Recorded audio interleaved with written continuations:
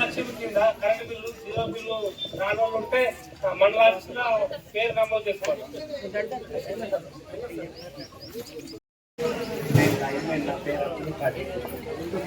మన ఊళ్ళో total connection 2348 ఉన్నాయి.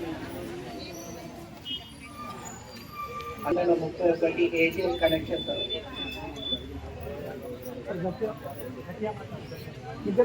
గృహజ్యోతి 1130 మందికి ఇప్పుడు వస్తున్నాయి.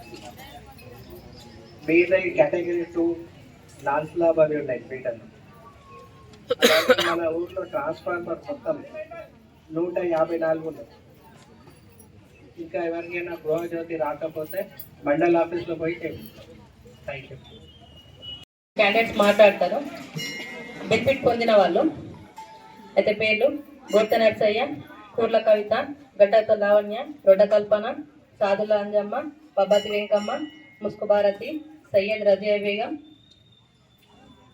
బోర భూదేవి, సూర్యడ అనసూయ, ఆకుల సౌజన్య, గోసమస్మిత, సాతెల్లి కవిత, షేక్ మైబూర్, దూదేకుల నజియా బేగం, సుట్టాల గౌరవ, ఆశీల శ్రీసాయిలక్ష్మి, వెంకటపురం యమున, అంగాల లలిత, బుర్రలక్ష్మి, సాతెల్లి శిరీష, జాపిర్ లావణ్య, ఏంగంటి గంగు, మెహరున్నీసా, పిరై సత్యమ్మ, అవసలి గంగలక్ష్మి, మోటాటి సుకన్య, దూదికుల వహీదా బేగం, షేక్ సమీ వేరే వాళ్ళకి వెళ్ళినాము. కాకపోతే రెండో విడత ఇంకా నాని వస్తుంది. కొంచెం ఎలిజిబుల్ ఉన్న వాళ్ళకి పెట్టండి, పరిస్థితులు మంచిగా లేని వాళ్ళకి పెట్టండి. 20 మంది అయితే నాట్ బిల్డింగ్ అయితే ఇచ్చేది. ఇప్పుడు వాళ్ళు బిల్డింగ్ చేసుకోవచ్చా? ఈ బెనిఫిట్స్ అని వాటికి ఇస్తాయా? స్టార్ట్ చేసుకోవచ్చా? లిస్ట్ నోటీస్ మీరు సరైన గైడెన్స్ అయితే మేడం అక్కడ నుంచి కొంచెం ఇన్ఫర్మేషన్ సరిగా ఒకళ్ళు ఏమంటారు అంటే 1 వీక్లో కంప్లీట్ చేయాలి, ఫౌండేషన్ వల్ల రావాలి. అది రాకపోతే మనకు సంబంధం లేదు. అట్లాంటి కొందరు కరెక్ట్గా ముగ్గు వచ్చడం కూడా ఆగిపోయింది. అది ఎట్లా అంటే ఖచ్చితంగా పడతాయి, అమౌంట్ పడతాయి అంటే స్టార్ట్ చేస్తారు.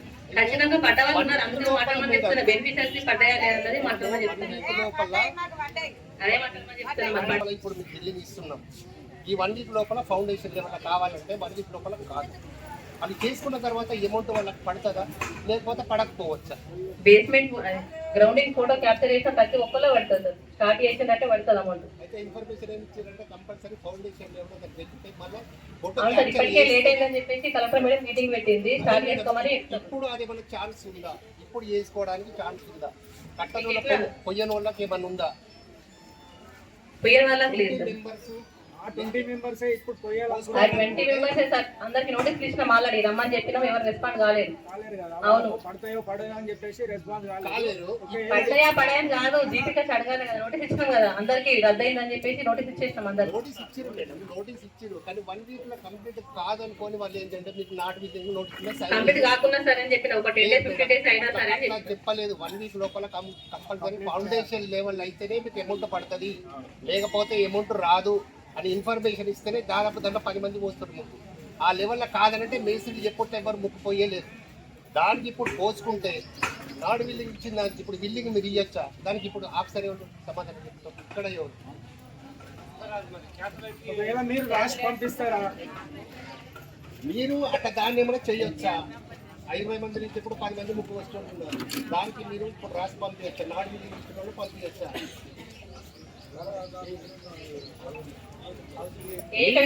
సార్ మీరు కరెక్ట్ గైడెన్స్ ఇవ్వకనే పోస్టులు ఆగిపోయింది. ఎందుకంటే 1 వీక్ 1 year అవుతుంది ఆల్రెడీ. ఎందుకంటే కంప్లీట్ అయ్యింది, పర్మిషన్ వచ్చింది వాళ్ళ పేరు కదా, అప్పటి నుంచి కట్టుకోవచ్చు కదా. 1 year నుంచి చేంజ్ చేసి మరి కట్టుకోవచ్చు కదా. మేడం అది 1 year అది కాదు, 1 year నుంచి అంటే మీరు డైరెక్ట్ కలెక్టర్ మీరు మాక్సిమం ఛాన్స్ ఇప్పించే ప్రయత్నమే చేయండి. ఛాన్స్ ఇప్పించండి సార్, మాకు కూడా మీటింగ్లు ఉంటాయి కదా. 1 year నుంచి ప్రైమరీ స్కూల్ హెడ్ మాస్టర్ నా పేరు శ్రీనివాస్. మన ప్రైమరీ స్కూల్ పాఠశాలలో 43 మంది అబ్బాయిలు ఉన్నారు, 69 మంది అమ్మాయిలు, మొత్తం 112 మంది చదువుతున్నారు. కాకపోతే ఒక విషయం ఏంటంటే ఇక్కడ మన ఊరి పిల్లల కంటే బయట ఊరి నుంచి వచ్చినటువంటి పిల్లలు ఎక్కువగా ఉన్నారు. సో దాని మీద కూడా ఫోకస్ చేసి మన పాఠశాలలో మనం కాపాడుకోవడానికి మన పాఠశాలకు మన ఊరి తరఫున కూడా పిల్లలు ఇస్తారని అనుకుంటున్నాను. ఇంకోటి అంటే వెల్ ట్రైన్ టీచర్స్ ఉన్నారు. ఇంతకుముందు అంటే టీచర్లు లేట్ వస్తున్నాను, లేకపోతే డ్యూటీలు సరిగా చేస్తలేరని ఒక అపవాదం ఉండే. కానీ దాన్ని బదులు చేస్తూ గవర్నమెంట్ అనేటువంటిది ఎఫ్ఆర్ఎస్ అనేటువంటిది ఒకటి తీసుకొచ్చిన అమల్లోకి.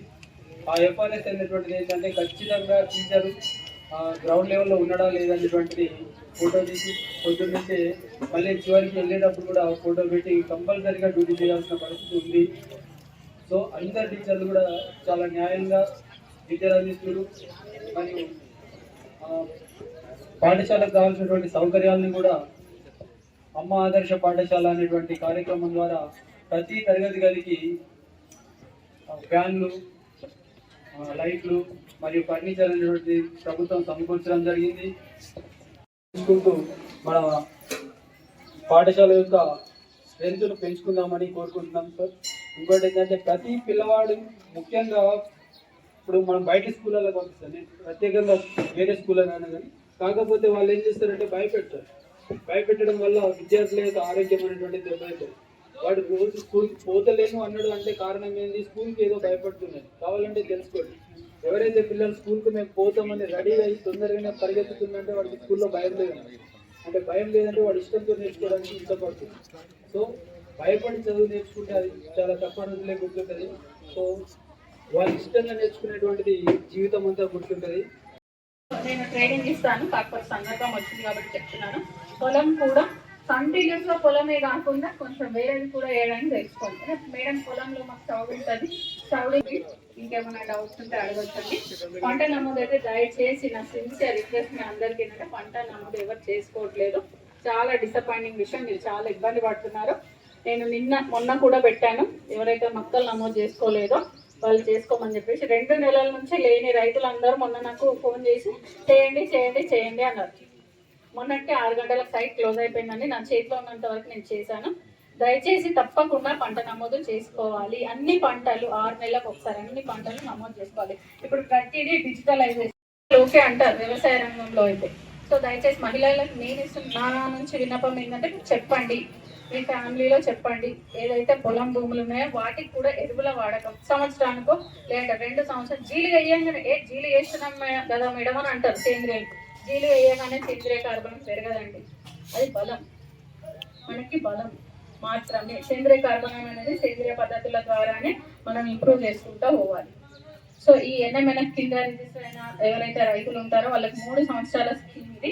ఈ 3 సంవత్సరాలలో కూడా గవర్నమెంట్ నుంచి సహాయం అందిస్తారు.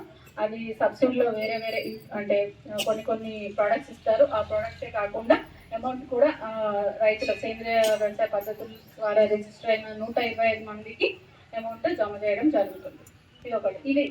ఇక్కడి వరకు ఎవరికైనా ఏమైనా డౌట్ ఉంటే నా చెప్పడం అయిపోయిన తర్వాత మీరు అడగొచ్చండి. ఇంకోటి యూరియా యాప్ అనేది కంపల్సరీ. ప్రతి ఒక్క రైతుకి పట్టా పాస్బుక్ ఇచ్చినప్పుడు ఒక నంబర్ అనేది రిజిస్టర్ అయి ఉంటుంది.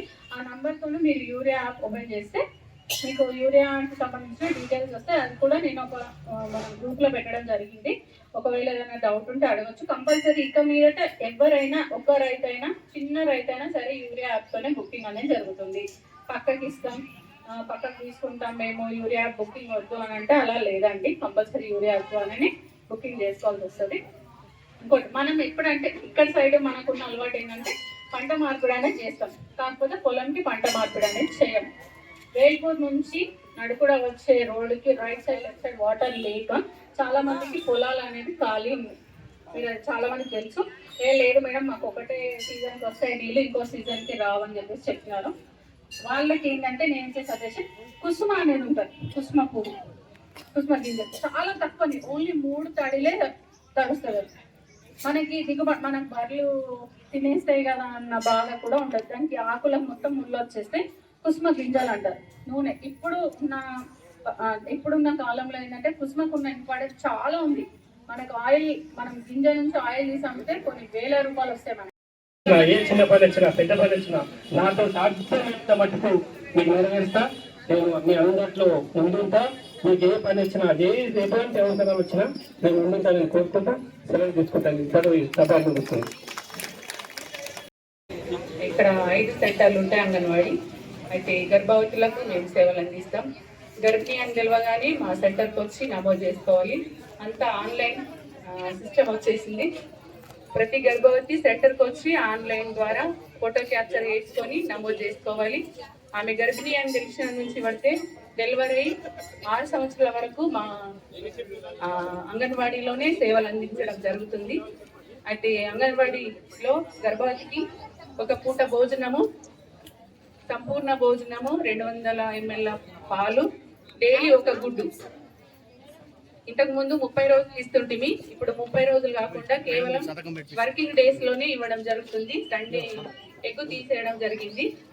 ఆన్లైన్ వచ్చి నుంచి కొంచెం ప్రాబ్లం అవుతుందని చెప్పేసి ఎన్ని రోజులు వర్కింగ్ డేస్ ఉంటే అన్ని రోజులు ఇవ్వడం జరుగుతుంది.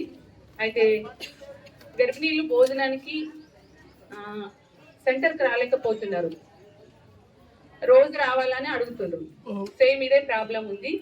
అయినా కానీ వాళ్ళకి ఇంటి దగ్గరకైనా పంపించడం జరుగుతుంది. డెలివరీ అయిన వాళ్ళకు కూడా ఇంటికి పంపించడం జరుగుతుంది. సెంటర్లో వచ్చి తినాలి. కానీ 6 months నుంచి 3 years వరకు 16 గుడ్లు, ఒక బాలామృతం ఇవ్వడం జరుగుతుంది. 2 కిలోల 500 grams ఉంటుంది. అయితే అందులో మేము ప్రతి నెల పిల్లల్ని బరువు తీస్తాం. ఎవరైతే తక్కువ బరువు ఉన్నారో వాళ్ళకు ప్రత్యేకంగా బాలామృతం ఇవ్వడం జరుగుతుంది. అంటే అందులో ఇంకా కొంచెం పోషకాలు ఉంటాయి అన్నట్టు. అందులో ఈ 6 months నుంచి 3 సంవత్సరాల దాకా మంచి బెనిఫిట్స్ పొందుతున్నారు. కానీ 3 సంవత్సరాల నుంచి 6 సంవత్సరాలకు వచ్చే వరకు ఒక్కొక్క సెంటర్లో 60 నుంచి 70 వరకు పిల్లలు ఉంటారు. కానీ ప్రీ స్కూల్కు రాలేకపోతున్నారు. ప్రీ స్కూల్ అనేసరికి ఏదో అంగన్వాడీ అంటే ఏదో అలవాటు చేసే బడి అనే ఆలోచనలో ఉంటున్నారు. కొంచెం మేము అలవాటు 2.5 పిల్లల్ని తెచ్చుకొని వాళ్ళను ఎంతో బుజ్జగించి అలవాటు చేసుకున్న తర్వాత వాడికి 3 సంవత్సరాలు క్రాస్ అయినాయి అంటే ప్రైవేట్ బడికి పంపిస్తుంది.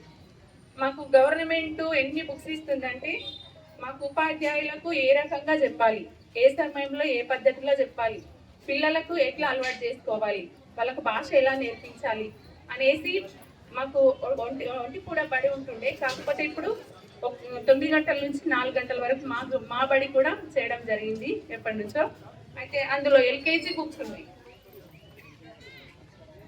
ఎల్కేజీ బుక్స్ 3 ప్లేస్ ఇక్కడ నేను ఉన్నాను కాబట్టి నాకు కొంచెం ఐడియా ఉన్నాయి. ఇటు సైడ్ ఇది ఉంటుంది అనే ఒక చిన్న ఐడియా, నాకు ఎక్కువ ఐడియా కూడా లేదు. ఓన్లీ సంవత్సరం అయింది, అది కూడా నేను ఆర్డర్. మరి కేంద్రీయ స్కూల్ కస్తూర్బా గాంధీ మన పచ్చళ్ళ కూడా పరిధిలోనే జాన్కంపేట్ స్కూల్లో ఉంటుంది. నేను అందులో స్పెషల్ ఆఫీసర్ మేడంని. మనది ఓన్లీ గర్ల్స్ స్కూల్, అందులో బాయ్స్ ఉండరు, ఎవరు ఉండరు. 100% మహిళా ఉపాధ్యాయులే, మహిళా పనిచేసే వాళ్ళు కూడా మహిళలే, చదువుకునే పిల్లలు కూడా అమ్మాయిలే. సో 100% మనది ఫీమేల్ వర్షన్ ఉన్న స్కూల్ కాబట్టి మంచి వాతావరణంలో మంచి పెద్ద స్కూల్, పెద్ద బిల్డింగ్, అలాంటి స్కూల్లో మేము పనిచేసినందుకు మేము చాలా గర్వపడుతున్నాం. ఫస్ట్ అయితే ఇంకొకటి వచ్చేసి ఏంటంటే మనం నేను వచ్చి ఇప్పుడు 7వ సంవత్సరం ఈ స్కూల్కి వచ్చి నేను 7వ సంవత్సరం రన్ అవుతుంది. 7 సంవత్సరాలుగా కూడా మన స్కూల్లో ప్రతి బ్యాచ్ ప్రతి సంవత్సరం 10వ తరగతి 40 పైన పిల్లలు ఉంటారు. 40 పైన పిల్లలు ఉన్నా కానీ 100% మనము ఈ ఎడ్యుకేషన్లో ఎస్ఎస్సి శాతాన్ని సంపాదిస్తున్నాం. ప్రతి సంవత్సరం కూడా 100% వస్తుంది. అందులో మంచి ర్యాంకులు కూడా వస్తున్నాయి. ఒక్కొక్కరికి 500 పైన, గత సంవత్సరం నుండి మనకు 500 పైన మార్క్స్ అనేది ఎంట్రీ చేయడం జరిగింది. కానీ అటు గత సంవత్సరం వరకు ఏం చేసేదంటే జీపీఏ అనేది ఉండేది. అప్పుడు జీపీఏ కూడా 9.7 కూడా వచ్చిన పిల్లలు మన స్కూల్లో ఉన్నారు. అలా మంచి వాతావరణంలో మంచి స్కూల్ ఉంది. కాబట్టి నేను కోరుకునేది ఏంటంటే మన చుట్టుప్రక్కల గ్రామాలు కానీ, ముఖ్యంగా మన నడుపుల గ్రామం నుండి కానీ చాలా తక్కువ మంది పిల్లలు ఉంటున్నారు. ఎందుకంటే ఇక్కడ మంచి స్కూల్ ఉంది, నాకు తెలుసు. ఆ స్కూల్కి పంపిస్తున్నారు. అదేవిధంగా ఇక్కడ బాయ్స్ని పంపించండి, గర్ల్స్ని మాత్రం మా స్కూల్కి పంపించాలని కోరుకుంటున్నా. ఎందుకంటే బయట జరుగుతున్న పరిస్థితులను బట్టి కూడా నేను అడుగుతున్నాను, మీరేం అనుకోవద్దు మా పిల్లల్ని ఎందుకు పంపించాలి అని. బయట జరుగుతున్న సిచ్యువేషన్ని బట్టి ఆడపిల్లలకి సెక్యూరిటీ లేదని నేను అనుకున్నా. ఎవరు దీన్ని తప్పుగా తీసుకోకండి, చిన్న రిక్వెస్ట్. కాబట్టి మంచి స్కూల్ ఉంది, మంచి ఫుడ్ కూడా క్వాలిటీ ఫుడ్ అండి. మనం ఇంట్లో కూడా నిజంగా అంటున్నా, ఎంత మనం మంచిగా అనకండి సార్. లేదు సార్, అదే మీకు మొన్న చెప్దాం అనుకున్నా. మేడం ఫుడ్ క్వాలిటీ పెట్టండి, అదే చెప్దాం అనుకున్నా. ఫుడ్ ఉంది సార్, మేము ఎందుకంటే మేము అక్కడే తింటాము. పిల్లలు నాకు 200 స్ట్రెంత్ అండి. ఎవ్రీ ఇయర్ ఖచ్చితంగా 200 ఉంటారు. నాకు స్ట్రెంత్ కూడా తక్కువ లేదు, ఎలాంటి ఇబ్బందులు కూడా లేవు. వాతావరణం కూడా మీరు వచ్చి చూడొచ్చు. మళ్ళీ ఈ సంవత్సరం మన గవర్నమెంట్ ఏం చేసిందంటే ప్రతి స్కూల్ ని మంచి అంటే ఏ రిపేర్స్ లేకుండా చేద్దామని కొన్ని ఫండ్స్ కూడా ఇవ్వడం జరుగుతుంది. కాంట్రాక్టర్స్ కూడా వచ్చారు, కాకపోతే ఇసుక ప్రాబ్లం వల్ల కొద్దిగా ఆగిపోయింది. మీ సపోర్ట్ తోని మాకు ఇసుక కూడా అందిస్తారని చాలా సార్లు ఇక్కడ కూడా చెప్పడం జరిగింది. ఇక్కడ వరకు వాళ్ళు కూడా వచ్చిండ్రు, కొద్దిగా అది సపోర్ట్ చేస్తారని కోరుకుంటున్నా. అది కూడా బాగా అయిపోతుంది. మన హెల్త్ డిపార్ట్మెంట్ వాళ్ళు కూడా వీక్లీ వస్తుంటారు, చెక్ చేస్తుంటారు. మనకి ఏఎన్ఎం కొంచెం వేకెంట్ పొజిషన్ ఉంది, దాని ద్వారా ఏఎన్ఎం పోస్ట్ లేదు. కాకపోతే మన హెల్త్ డిపార్ట్మెంట్ వాళ్ళు వస్తుంటారు, వాళ్ళని కూడా అడగండి. చాలా బాగుంటారు పిల్లలు ఎడ్యుకేషన్ లో కానీ, హెల్త్ పరంగా కానీ. ఇంకా ఈ ఎఫ్ఆర్ఎస్ ఇందాక సార్ గారు చెప్పినట్టు ఎఫ్ఆర్ఎస్ అనేది చాలా యూజ్ అవుతుంది మాకైతే. ఎందుకంటే ఒకవే 54 కార్డులు, ఒకవే 74.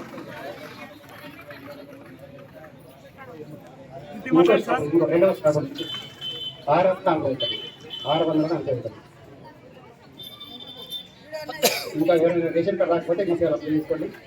రేషన్ కార్డు అంటే రేషన్ కార్డు కావాలంటే సైట్ ఓపెన్ ఉందా సార్? అన్న ఒక్క నిమిషం ఉంటుంది. ఇప్పుడు సార్, ఇప్పుడు రేషన్ కార్డు కావాలంటే అగ్రికల్చర్ ఇంత ఉండాలి, అది మన గైడ్ లైన్స్ ఉన్నాయా అట్లా? సార్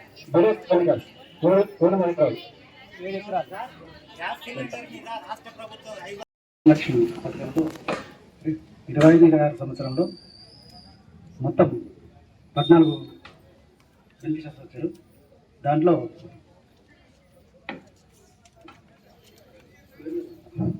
మొత్తం 14 మంది బెనిఫిషరీస్ ఉన్నారు. ఏమేమి ఇచ్చారు సార్ దాంట్లో? గోల్డ్ కార్డు మరి మీరు ఎందుకు చర్యలు తీసుకోవాలి కదా? ఇంకో పాత గవర్నమెంట్ కూడా చెక్లో ఇచ్చింది కదా అనుకుంటా, మరి ఎట్లా పరిస్థితి? గవర్నమెంట్ ఇచ్చినప్పుడు నేను కూడా చెప్పింది. కాంగ్రెస్ అనేకమైన పథకాలు, ఏ ప్రభుత్వం మారినా ఏది మారినా సామాన్య ప్రజల కోసం అనేక పథకాలు ప్రభుత్వం ప్రవేశపెడుతుంది. అందులో భాగంగానే ప్రజాపాలన ప్రగతి ప్రణాళిక అనే పెట్టారు. ఇది చాలా బాగుంది. గతంలో కొన్ని ఒడిదొడుకులు అయినా అది అందరికి తెలుసు. విషయం ఏంటంటే ఇందిరమ్మ, అది 2008 ఆ కాలంలో ఇందిరమ్మ అంటే కాంగ్రెస్ హయాంలోనే ఇందిరమ్మ ఇల్లు మన ఊరికి శాంక్షన్ అయ్యి 105 శాంక్షన్ అయితే అందులో స్వంతగా ఎవరెవరైతే లబ్ధిదారులలో వాళ్ళనే స్వంతగా మంచి కొన్ని డబ్బులు వేసుకొని అక్కడ అంటే విద్యుత్ సౌకర్యం ఏర్పాటు చేసుకోవడం జరిగింది. నోటీస్కి వచ్చినాయి, మీ అందరి ఇండ్లు క్యాన్సిల్ చేస్తున్నామంటే కలెక్టర్ అప్పుడు మేడం కలెక్టర్ గారిని కలిస్తే అప్పుడు మన నరసన్న గారు అప్పుడు సర్పంచ్ ఉంటే ఎంత అవుతానా 2 బోర్లు వేయించిండు. అదేవిధంగా అంటే గవర్నమెంట్ నుండి 2 బోర్లు వేయించిండు, మామూలుగా క్లీన్ చేయించి రోడ్లు వేయడం జరిగింది. దయచేసి నేనేమంటున్నా అంటే ఇప్పటికైనా కానీ ఆ ఇందిరమ్మ కాలనీ కొన్ని బాగు చేయాలని ఆశపడుతున్నాం. ఎందుకంటే అందులో చాలా మంది లేని వారే ఉన్నారు కాబట్టి ఇప్పటికైనా గవర్నమెంట్ ఎవరెవరైతే లబ్ధిదారులున్నారో కొద్దిగా వారికి హెల్ప్ చేయండి. కరెంటు అంటే మా సాధ్యమైన వరకు మేము లైన్ గుంజుకున్నాం సొంత పైసలు పెట్టుకొని. ఇప్పటికైనా మీరు దయచేసి ఆ ఇందిరమ్మ కాలనీ బాగు చేయండి. ఎవరికైతే లబ్ధిదారులున్నారో గుర్తించి హెల్ప్ చేయండి. ముఖ్య విషయం ఏంటంటే నాకు తెలిసిన ఇన్ఫర్మేషన్ ప్రకారం అందులో అంగన్వాడీ సెంటర్ కు ఒక ప్లేస్ కేటాయించడం అని మ్యాప్ లో గుర్తించడం జరిగింది. మరి అధికారులుగా సర్పంచ్ గారుగా ఇక్కడ అధికారులను విన్నవించడం ఏంటంటే అది కబ్జా జరిగిందని నా వినికిడి. దయచేసి సంఘ పెద్దలు వివిధ పార్టీలకు సంబంధించిన వ్యక్తులు చొరవ తీసుకొని, ఎందుకంటే మన దగ్గర ప్లేస్ లేదు, ప్రభుత్వ ప్లేస్ ఉన్నదంటే అంగన్వాడీలో కబ్జా జరిగిందని తెలిసింది కాబట్టి మీరు గుర్తించి అంగన్వాడీని ఆ బిల్డింగ్ కట్టించడానికి కృషి చేయండి. ఇంకోటి ఏంటంటే ఇందులో మీరు అంటే అధికారులు కూడా ఏంటంటే 500 రూపాయలు గ్యాస్ సిలిండర్ కంటే చాలా మందికి సబ్సిడీ వస్తలేదు. గవర్నమెంట్ దానికి సబ్సిడీ మరి తొందరగా ఇచ్చే ఏర్పాటు చేయవలసిందిగా కోరుతా ఉన్నాం. చాలా మంది అంటే అందరూ అప్లై చేసుకున్నాము, అందరికి నోటీసులు కూడా వచ్చినాయి, సబ్సిడీ వస్తుంది. కానీ అకౌంట్ లో పోతే మాత్రం సబ్సిడీ పడుతుంది. దయచేసి అధికారులుగా మిమ్మల్ని విన్నవించుకుంటే మీరు కూడా మీ చేతులు ఏం లేదు, మీరు పై అధికారులకు లెటర్ రాయండి ఇలా ఉందని. అదొకటి. ఇక ఇందిరమ్మ ఇండ్లు అంటారా, దయచేసి మన ఊర్లో ఉష్క ప్రాబ్లం ఉంది. పెద్దలు కోరుకునేది అంటే చాలా మంది ఉష్క ప్రాబ్లం ద్వారా గత 2 నెలల నుండి అంటే ఉష్క ప్రాబ్లం ఉన్నది కాబట్టి దాన్ని కూడా మీరు సాల్వ్ చేయాలని ఆ ఊరి పెద్ద మనిషిని కోరుతా ఉన్నాము. అదొకటి దయచేసి చేయండి.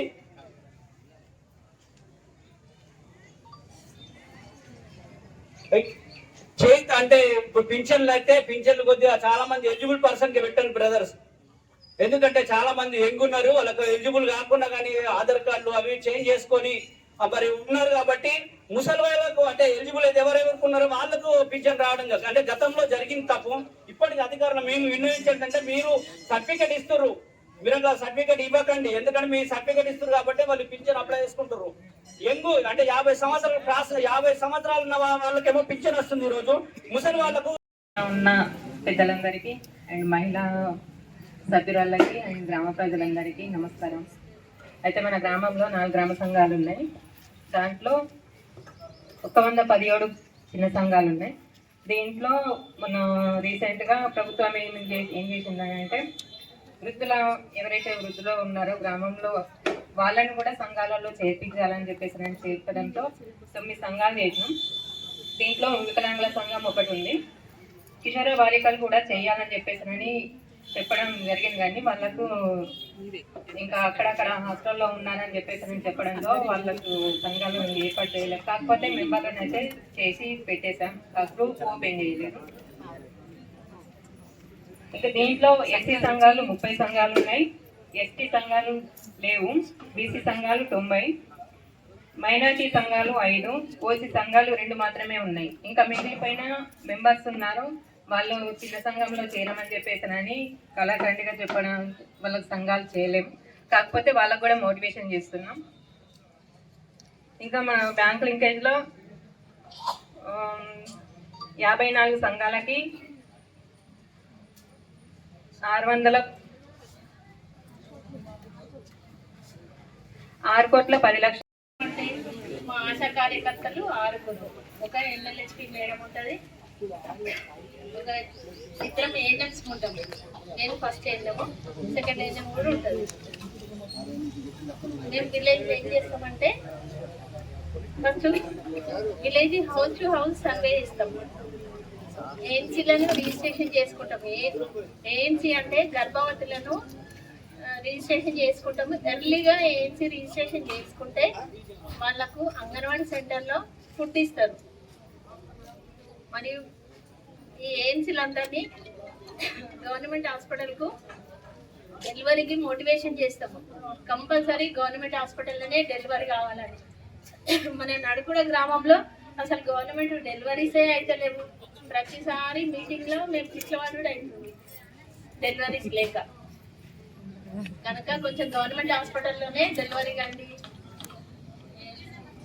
ఇంకా ఎవరికైనా స్టార్టింగ్ ప్రాబ్లం ఉండి డబ్బులు లేక ఇబ్బంది పడితే 2 లక్షల వరకు పునాదులు తీసుకొని పునాది కట్టడానికి 2 లక్షల వరకు ఇవ్వడానికి అవకాశం ఉంది. తద్వారా గవర్నమెంట్ నుంచి వచ్చే 3-4 దఫాలు వచ్చే డబ్బులు కఠిన కొద్ది వస్తాయి కాబట్టి స్టార్టింగ్ ఇబ్బంది లేకుండా ఇస్తూ ఉన్నాము గవర్నమెంట్ ఆదేశాల ప్రకారమే. ఇప్పుడు అన్న అడిగినట్టు 500 రూపీస్ అనేది ఇది లీగల్, మీకు రసీదు ఇస్తారు. 0.3% గవర్నమెంట్ సర్క్యులర్, సేవాక్షం కింద 0.3% తీసుకుంటారు. 200 బ్యాంక్ ఛార్జెస్ తీసుకుంటారు. అది ఆల్రెడీ అకౌంట్ నుంచి అకౌంట్కే ట్రాన్స్ఫర్ అవుతుంది. క్యాష్ మారితే మనం ఇబ్బంది పడాలా, ఎవరన్నా మిస్యూజ్ చేస్తున్నారేమో. మీరు ఇంకేమైనా అడిగితే కూడా సమాధానం చెప్తాం. సో గవర్నమెంట్ ఇంకొక స్కీము PMJBY.